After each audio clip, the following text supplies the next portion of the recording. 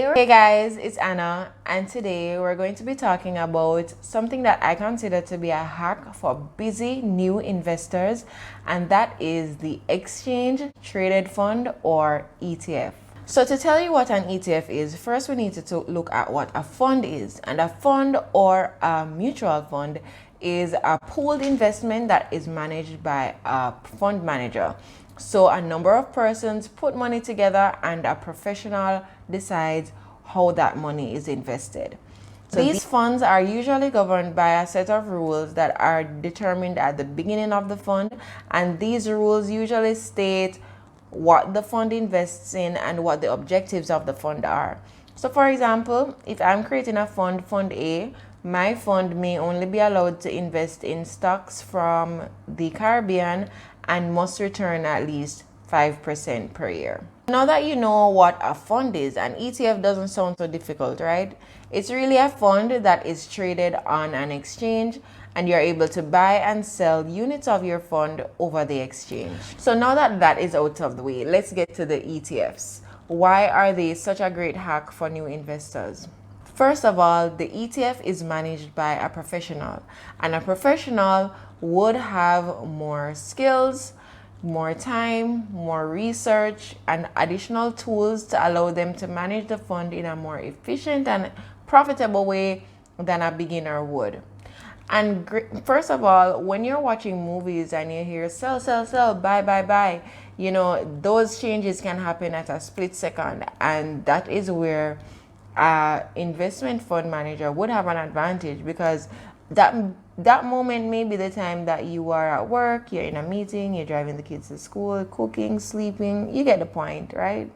So the second reason that ETFs provide a hack for new investors is that you're able to get exposure to stocks that you're interested in at a fraction of the price. So let us take, for example, tech stocks. These stocks have been rallying all year and are trading at pretty expensive prices. As of Friday, Google was trading at $1,772.26. Apple was trading at $119.26, and Facebook was trading at $276.95. So to buy one share of each of these stocks, you would have had to have a total of $2,168.47. Now, there is another way. There is an ETF called QQQ, and this ETF invests heavily in tech stocks plus other stocks, and one unit of this stock traded at $290.93. That is merely 13% of the total cost for each of those three stocks, and that's only 3 units. So you get the advantage of getting exposure to a large pool of investments using a smaller amount of money. So say you are new, you haven't really gotten the hang of this stocks thing yet, you're not ready to take the full plunge. This provides a great alternative. And finally, buying ETFs allows you to invest based on themes. So because ETFs are governed by objectives, you are able to use your knowledge of a particular industry or a particular sector, invest in that sector without having to do a detailed analysis of each stock within that sector. So for example, right now oil prices are really, really low, and you may say, in a couple of years, based on your research, you think oil prices are going to go back up. But how many different companies would you have to buy to get oil? And are you going to buy actual oil itself?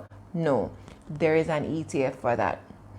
If you're thinking, boy, 2020 has changed the way we work, there are so many work from home, a lot of people are working from home, there are so many companies benefiting from that.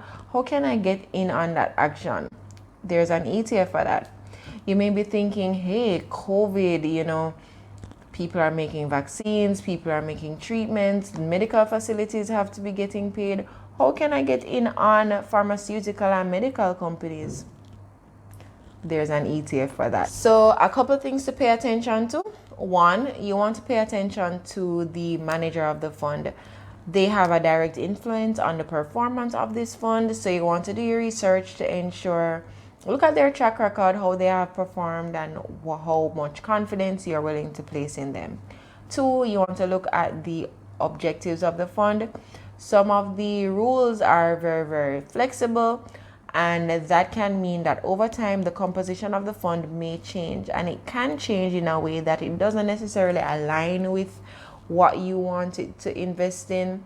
So look at how flexible the rules are. That will determine how much you need to monitor the fund, and determine whether or not this fund will work for what you want it to do. And finally, you want to look at the fees of the fund. You have many different funds that basically do the same thing or very similar things, and so you want to maximize your investment by investing at the least possible. And that takes us to the end of this video. Thanks for tuning in, and see you next time.